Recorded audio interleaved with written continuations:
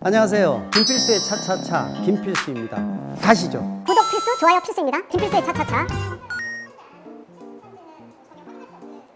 침수한지 확인할 수 있는 방법은 굉장히 많아요. 엔진룸 속에 물의 찌꺼기라든지 풀이라든지 흙 자국이 남아있다는 겁니다. 특히 새가 접히는 용접 부위에 찌꺼기가 많이 남아있어요. 또 안전띠를 끝까지 당겨보면 끝에 부분에 남아있거든요. 또 시가잭을 뽑았을 때 밑에 부분들, 글로브 박스를 뽑았을 때 밑에 남아있는 부분들, 바닥에 있는 시트에서 구석구석에 흙탕물 자국이 남아있다든지 이런 것도 하나의 방법이라고 볼 수가 있고요. 또 가속 페달과 브레이크 페달이 연결된 부위는 흔적을 지우기가 어렵거든요. 그런 것들을 광원으로 비춰서 들여다보는 것도 하나의 방법이고, 트렁크도 마찬가지입니다. 응급 키트가 들어가 있는 밑에 부위에 흙탕물이 남아있는지, 또는 이 전구가 들어가 있는 꽂는 부분들에 남아있는 것들도 하나의 방법이라고 볼 수가 있고, 도어 같은 경우에도 도어 고무 패킹 부분에 뜯어보게 되면 그 부분에 흙탕물을 완전히 지울 수는 없어요. 이거를 전원 좌우에 있는 도어에 있는 고무 패킹을 확인하는 것도 요령이기 때문에 흔적을 완전히 없앨 수는 없다는 겁니다. 이거는 상식적으로 조금만 관심을 가지면 얼마든지 찾을 수가 있기 때문에, 또 예를 들어서 계약을 맺을 때 혹시라도 좀 문제가 있으면 계약서상에 아예 일부 부분 침수나 완전 침수가 된 걸 확인했을 때는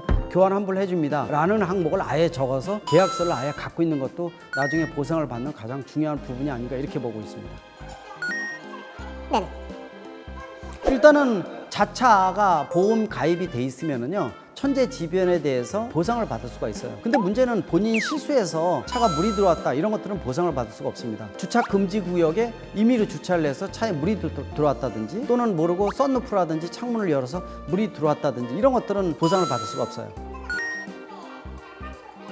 태풍이 올 때는 높은 지역에, 비바람을 받지 않는 지역에 주차하는 것이 좋습니다. 보통 일반적으로 하천변에라든지 하천변 도로는 물이 빨리 올라오는 부분이기 때문에 절대로 주차해서도 안 되고요, 운행해서도 안 된다고 볼 수가 있어요. 또 이렇게 비바람이 몰아치는 태풍 같은 경우에는 담벼락 옆에다 두게 되면 담이 무너진다든지 해서 차가 손상받는 경우도 많이 있거든요. 도리어 이런 경우에는 좀 지대가 높은 지하 주차장 같은 경우가 훨씬 더 유리하다고 볼 수가 있죠.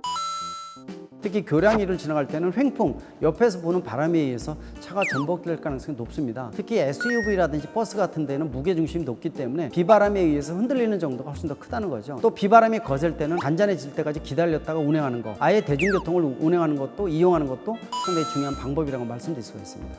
김필수의 차차차. 네, 김필수의 차차차, 이런 차 저런 차, 또 버릴 차도 좋습니다. 쉽게 풀어드리도록 하겠습니다. 고맙습니다. 구독 필수, 좋아요 필수입니다.